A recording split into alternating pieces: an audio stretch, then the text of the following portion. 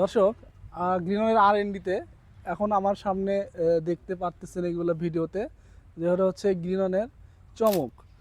এটা হচ্ছে ধুন্দুল, ধুন্দুলের যে আমাদের নতুন জাত চমকটা। তো আমরা এখানে পরীক্ষামূলক এক্সপেরিমেন্ট করলাম।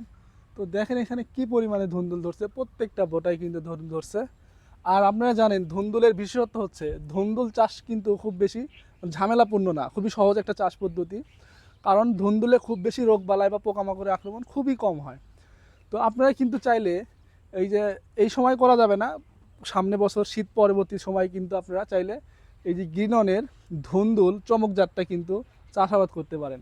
ধুন্দুল এটা নর্মালি হচ্ছে খুবই উৎপাদনমুখী এবং এটা খুবই সহজেই কিন্তু চাষাবাদ করা যায়। এবং এটা বাজার মূল্য যেটা হয় আর কি, ধুন্দুল, ঝিঙ্গা, চিচিঙ্গা এগুলোর বাজার মূল্য খুব বেশি হয় না, আবার খুব কমই হয় না।